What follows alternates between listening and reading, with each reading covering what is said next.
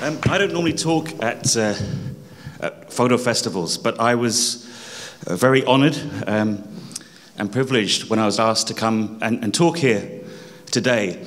To look through the history of the past winners of this competition is to look through the history of photography. If ever there was a perfect example of the metaphor standing on the shoulders of giants, it's this festival. So I'm very thankful and honoured to be here today to talk. And I wanted to talk really about my experiences as a photographer and what it is that I believe makes a photographer. One of the reasons I don't talk at many festivals is because too often the conversation is about whether photojournalism is dead, whether photography is dead. In fact, I've been a photographer for so long, I remember when I was a fashion photographer being asked to come on a panel and talk about whether digital photography was going to replace film photography, and the consensus was that it would never replace film photography. Then a couple of years later, I was on a panel discussing the death of film. And then recently, I was asked to go on a panel to discuss whether the recovery of film meant digital was now dead.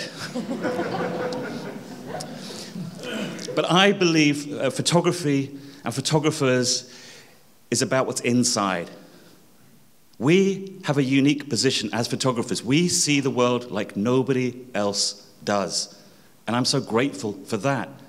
And we also follow an incredible tradition, a tradition of telling stories, a tradition that started around campfires millions of years ago, that carried on with the birth of the printing press. And as photographers, our core is telling stories. I want to begin my story in February 2011. I was in Afghanistan. I was lying in a field. I just stepped on an IED, and I was lying there looking up at a tree, and I thought those were going to be the last moments of my life. I've been on patrol with American soldiers when we've been ambushed, and as I say, I stepped on a large IED.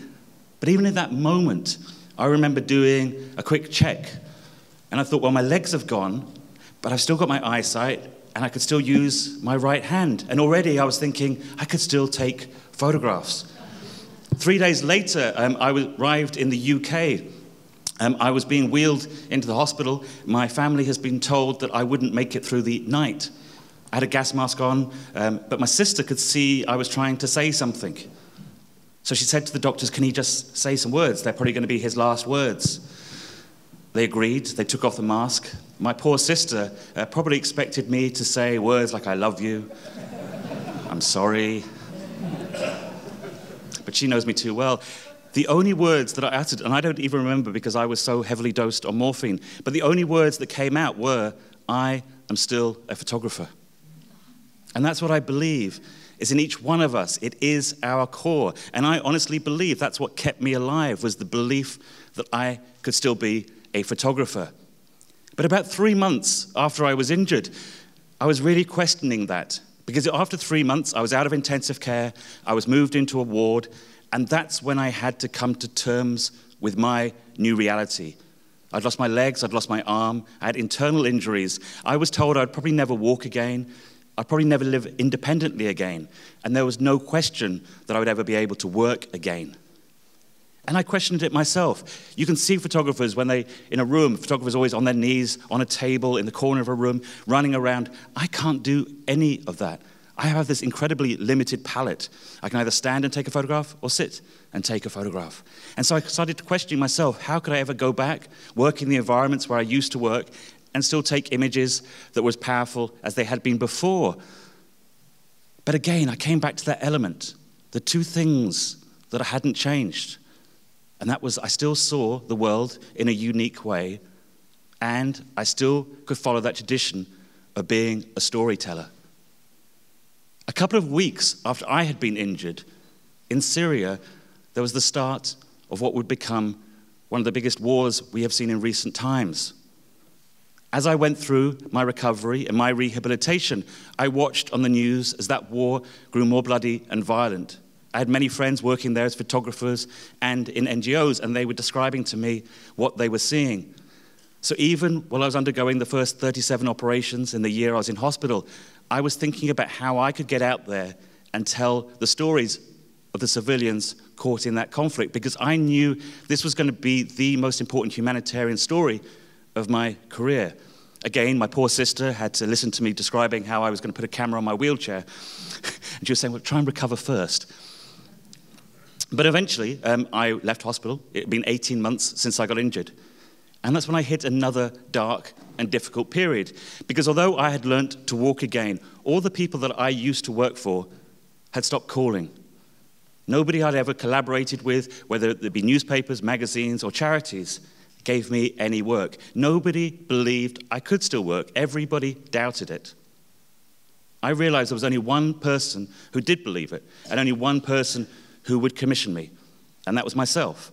So eventually, I raised the funds, I got myself on a plane, and I went to Lebanon in 2014. I went there to document some of Syria's most vulnerable refugees, people who had very similar experiences to myself. I went there to meet people like Khouloud.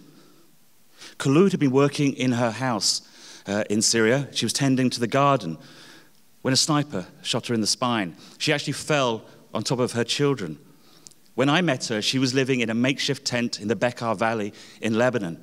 A woman who was paralyzed from the neck down, living in a makeshift tent with her only support coming from her husband Jamal.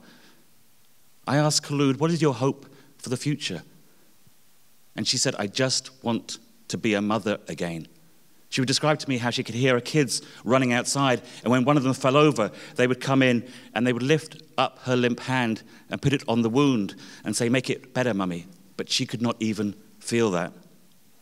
On this trip, I met people like Reem. Reem had lost her leg when a rocket hit her house in Syria. She was living on the top floor of an unfinished building, and because of her prosthetic leg, she was unable to get in and out of that building. She was quite literally trapped on this rooftop in the Bekaa Valley. The only person that lived with her was her father. Now, most of my portraits tend to be people looking directly at the camera, but every time I took his photograph, he kept looking out to the side. Eventually, I questioned him, why do you keep looking in the distance? We were on this rooftop. And he said, well, you see the mountains in the distance? I said, yes. And he said, well, that is Syria. He said, that's why I live on this rooftop. I'm an old man. I will probably never return home, but at least every morning, the first thing I see is my home. And the last thing when I go to bed is Syria. Now, on this trip, I also met a young girl called Aya. I don't like to portray people as victims in my photographs, maybe victims of circumstance, but not victims in their own right. But with Aya, I was really struggling. When I met her, she was living in this makeshift tent. She was 4 years old, and she has spina bifida, meaning she is paralyzed from the waist down. So she was struggling to even sit up in this wet, damp tent. I thought, if I take her photograph, she's just going to look like this victim. It will be horrific. So I said to the team I was with, look, I can't take this photograph. But I said, you know, I would still like to spend the day here and get to know her and her family. Well, it turned out that I was completely and utterly wrong. It turns out Aya was actually the feistiest 4-year-old I've ever met in my life. And she not just controlled her family, she pretty much ran the whole refugee camp. The reason I discovered it actually was when her sister came in. And I just heard this wonderful story about how Aman, her older sister, had carried her all the way from Syria to Lebanon. I thought, what a beautiful relationship these two had. And when Aman walked in, Aya, this 4-year-old, just looked at her and said, hey, donkey, pick me up. I learned she calls everybody in the refugee camp donkey, and everybody has to do her donkey work. So eventually, after spending a couple of weeks revisiting the family, the photograph I was able to take of Aya was this one, of her playing hopscotch with her sister. Obviously, she's calling her donkey. But it was a moment of light and a moment when really I captured her spirit. The way I see it is, you don't need me to tell you that for a 4-year-old with spina bifida living in a refugee camp, life is hard. What I wanted to show was her strength and her incredible and indomitable spirit. Now, I came back. These pictures were published. And suddenly my phone started ringing again, and the people I used to work with wanted to do projects again. I really had, in many ways, my life back at that point. Things were going very well. I I got a call from the UNHCR. They commissioned me to document the whole refugee crisis. They wanted me to document the scenes in Lesbos. And for 7 months, they gave me the greatest project a photographer's ever been given. They gave me a single brief. The brief was, follow your heart. And so that's what I did. I documented, as I say, the scenes that we've all seen. But I knew that if I was going to fulfill this brief and follow my heart, I'd have to go back to Lebanon. And I'd have to retrace the families that I'd met 2 years before. So in 2016, February, I went back to Lebanon to track down those families that I had met.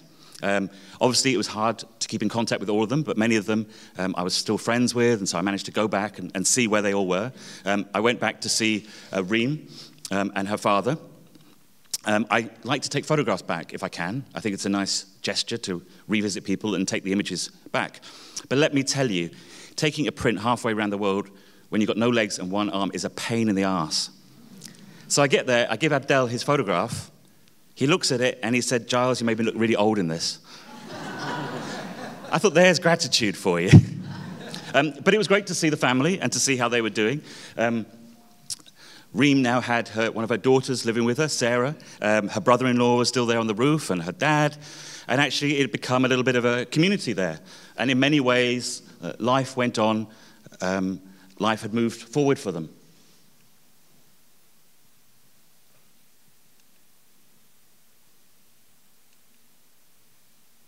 But of course, things weren't really normal. This is Sarah, Reem's daughter. And I was asking her, like you do with many kids, what's your favorite subject at school? You know, what do your friends like to do? And she said, well, I have no friends, and I have no school. And like many refugee children, she is stuck in limbo, unable to attend school, unable to socialize with other kids. Of course, I went back and I visited Aya and her family. They were moved out of the tent where they were in. They were living in this unfinished building. Again, life had improved marginally. That's her screaming at her brother's donkey, go faster and faster. But again, like the other families, they're stuck in limbo. The father, a man, is unable to work. They really are stuck in this incredible limbo. And I remember feeling bad that, 2 years later, there they were in exactly the same situation as when I'd left them. On the last day of this particular trip, I got a phone call. It was from Khouloud's husband. Khouloud was the woman who was shot in the spine. And I got a phone call, and they said, we hear you're back in Lebanon. Khouloud would love to see you. I said, great, where are you? And they said, well, we're in the same place where you met us. We're in the same tent. And I remember my heart stopped. I felt like I'd been punched in the stomach. I thought, how can that possibly be? How could they be in the same place? Of all the people I'd photographed 2 years before, they were the most desperate. They were the most in need. And I told their story. Surely that would have changed something. Those pictures had been published. Surely that would have made a difference. But it hadn't. And they were there in exactly the same place, in that same tent with no support. So I went back there. And when I walked into their tent, I burst into tears. And I said, I failed you. I let you down because I said these photographs would make a difference, and they've made no difference whatsoever. And the reason why it meant even more to me is because at that time, when no magazines had believed in me, no newspapers had believed in me, no charities believed I could work, the people that had believed in me were people like Khouloud, and they had trusted me with their story. And I felt I'd failed her. But there was only one thing I could do, and that was to try and take more photographs. So I spent another week there with the family, documenting their daily life. It's a house, as I say, with very little, and yet it's a house so full of love, so full of laughter, so many good things in that place. And I tried to capture that as best I could with these photographs and try and tell their story in a better way.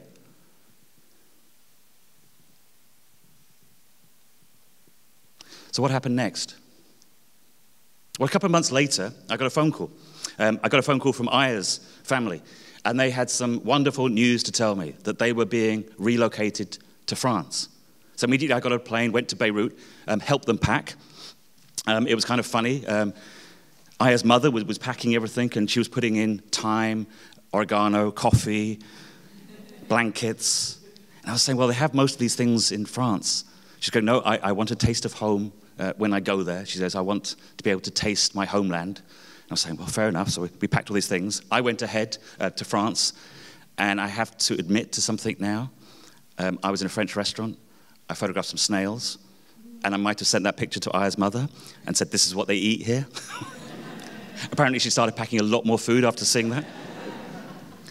But I was able to be there and to see their new life in France.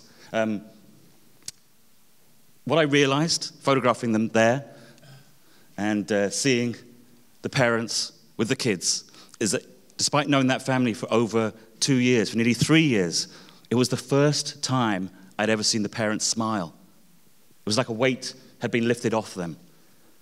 And one of the most beautiful things was Aya's mother saying to me, the best moment was the first night that they had in France. Aya struggles to sleep. And lying in the bed, where she put her to sleep, Aya's mother was able to say to her, it's okay, you're home now.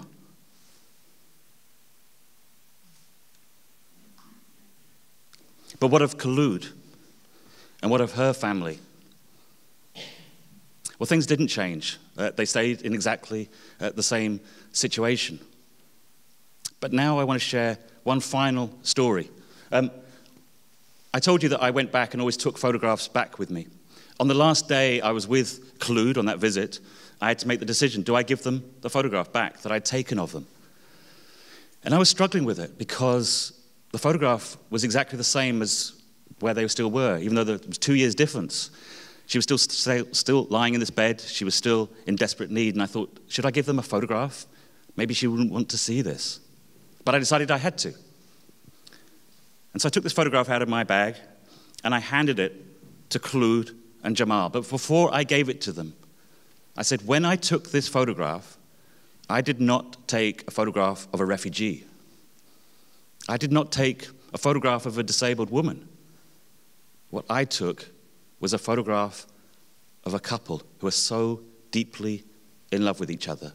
And that's what I had seen. But here's where the magic happens. Because I told this story in San Francisco, and I was telling this story of love. And somebody saw it, and they started sharing it. And there's a community based in the San Francisco area called Random Acts. And they share stories. And if they can, they try and make a difference. A bit like a kind of crowdfunding campaign. So they shared this story. They shared this photograph.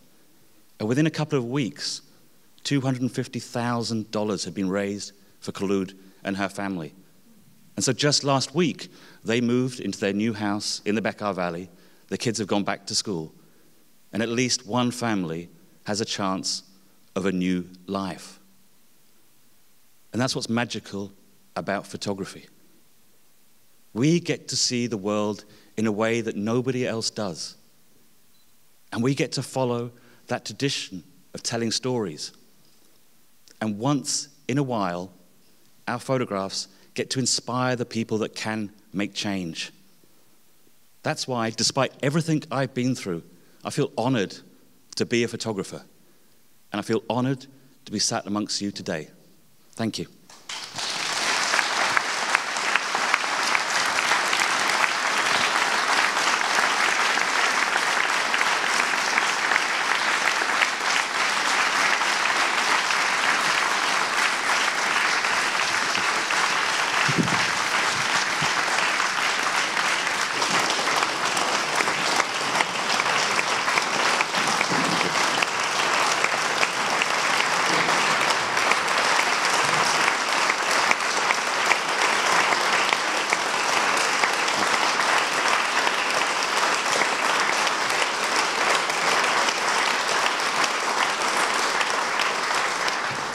Giles, thank you so much for sharing this with us and your stories. I must tell you, now I understand, and before I didn't really understand, but now I understand why you chose to go to a humanitarian crisis instead of staying in Britain and photographing Oasis, which you did for a very long time. And you had a pretty good career in that as well. I was wondering, how is it now when you go to Afghanistan, because you've been back there, and when you're photographing in a hospital, it's totally different, because you have a different personal relationship to that hospital, to the people being there. How's it changed your view on the world and your photography? You know, I like to think that obviously before I got injured, I was there trying to tell these stories and having an empathy and connection with people. But obviously, you know, I have quite literally stepped in the footsteps of many of the people I document. And it certainly opens up opportunities. I think what's different now, though, is my relationship with the people I photograph goes beyond just being a photographer. And if in some small way, in some of the countries I photograph where people are it's held against them, their disabilities, or they're seen as weak or vulnerable because of that, I can give just a small sense of hope to the people that I photograph, that actually you can get your life back and you can continue and have a purpose. You try not to portray anyone as a victim, and maybe you help them not portray themselves as such, because they see you and they say, well, if he can still be here and work, well, maybe he doesn't see me as a victim as well. And that's the thing. I mean, you know, I really learned that myself. I remember when I was injured, everybody saw me differently. But inside, I was exactly the same person. So maybe that's the greatest gift that my injury gave me, is that now I always see the inside of somebody first before I see anything on the outside. And that's kind of weird maybe as a photographer where, you know, I was a fashion photographer for many years, and a rock photographer, and you really are photographing what is on the outside. And so, you know, as much as possible, I try and still use my photography, but try and represent what it is on the inside of somebody. Thank you so much for being here. Thank you.